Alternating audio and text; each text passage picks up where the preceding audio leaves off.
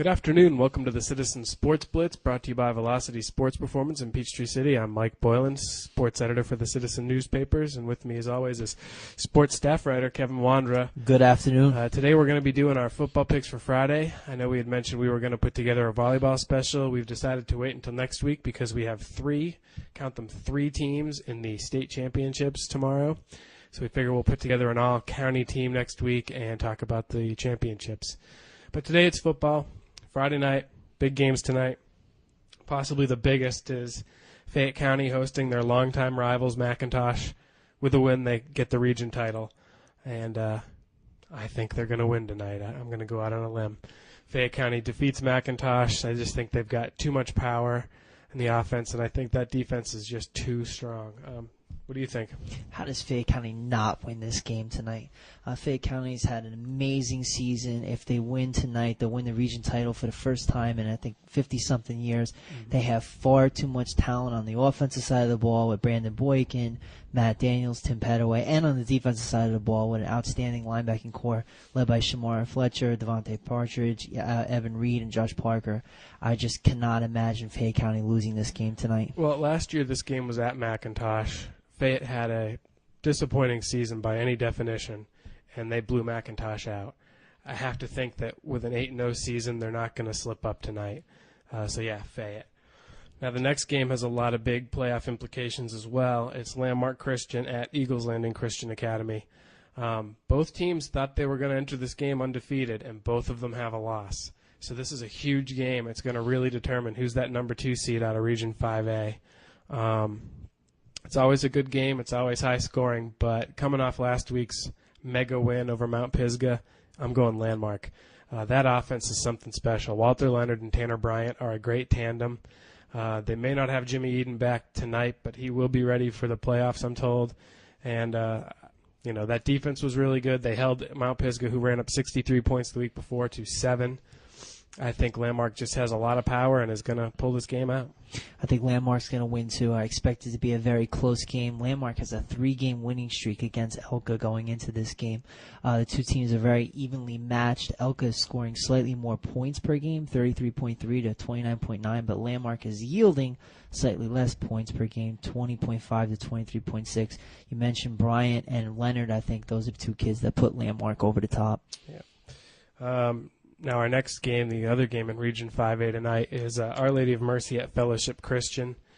The Bobcats lost last week, and unfortunately I think they're going to lose again. Fellowship Christian's ranked pretty high in the Class A standings, and they just have too much power. I mean, they defeated Landmark earlier in the season by 7, and I just think Fellowship's got too much for them, especially for a defense that's struggling to find their identity. And we saw Landmark struggle last week on offense a little bit without Christian Willis. He's done for the year. So I think the Bobcats are going to lose this one. What about you? I think Mercy's going to lose as well. Fighting Catholics go down tonight. This is a case of David Mercy versus Goliath, Fellowship Christian. I think Fellowship Christian has too much talent on both sides of the ball, especially on the offensive side of the ball for Mercy to handle. On the offensive side of the ball, Fellowship Christian has an all-state selection, at least from last season, Martin Weathersby. He can cause problems for Mercy's secondary. Now, that being said, I do think Mercy can put up some points. And right. They've shown that in the past, and anything can happen if you get the right breaks. But I do think that this is by a couple of touchdowns. Another huge game. I mean, every game now is basically huge. There's a lot of teams in the area fighting for their playoff lives, and that's especially true for Sandy Creek. Coming off a win over Carrollton last week, they stumble against Haralson County.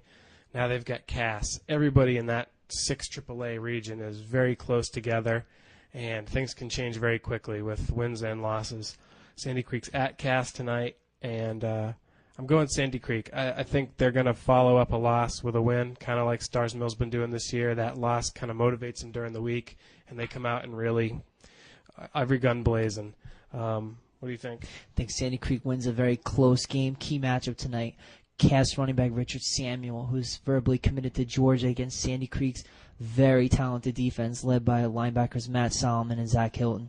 I think Sandy Creek wins it out, especially on the defensive side of the ball. I think they're going to hold down Samuel. Even if he breaks out, keep in mind that Sandy Creek also has one of the top offensive players in the state in Braxton Lane, a wide receiver. So in this one game alone, you will be able to see two of the best offensive players in the state. It should be exciting. Well, Lane was held in check last week. Right. I don't know that can happen 2 weeks in a row. And, I think, like I said, they respond. Rio Johnson and Lane light it up, and that defense will save them if it's a close game. So and if Cass focuses on Braxton Lane, well, Creek has Rajon Neal and Josh Williams at running back, both of whom could do damage. Yeah. Well, we're going to take a quick break. We'll come back with our final 2 games for this week, so stay tuned. Train with the pros at Velocity Sports Performance. Athletes need to learn good mechanics to reduce their likelihood of injury and to improve their speed, power, and agility. Go, go, go! Athletes are trained by expert coaches where hundreds of pro athletes have trained. Whether you're a pro or just want to train like one, Velocity Sports Performance is the place for you. Welcome back to the Citizen Sports Blitz, brought to you by Velocity Sports Performance in Peachtree City. Just a quick reminder for all of our viewers, if you want to go check out some good football games this weekend on big screen TVs, head to X Playground. They have a nice restaurant in there, video games on the other side. You can bring your laptop and catch up with your fantasy team on their wireless internet connection. Fun place to go. Now, our final 2 games, let's cover those. Stars Mill's at Northgate, and I think Stars Mill has a winning streak, and they're going to continue it tonight. Northgate's struggling this year, and Stars Mill's looking to put a good streak together, and I think they get this done fairly easily tonight. They've had good play from their quarterback, despite that shaky first quarter against Whitewater, Miles J. The running game got going last week, and as we know, the defense has played pretty well all year. So, Stars Mill for me. Even though this is a down year for Stars Mill, I think that Northgate doesn't have enough talent to match up with Stars Mill. And amazingly, if Stars Mill wins tonight, it'll be their first 2-game winning streak of the year. Wow. It's amazing. We're so used to Stars Mill winning. It's been a long, rough year for them. But like I said earlier, I think they have too much talent on both sides of the ball. Parker Dupont, Spencer Penson, Miles J., Chris Sudeth, Nate Baker, just playmakers on both sides of the ball. Stars Mill wins. And our final game is Whitewater at Woodward Academy. Whitewater had a bye week last week, so they got to nurse some of those nagging injuries. And Woodward lost to Stars Mill last week.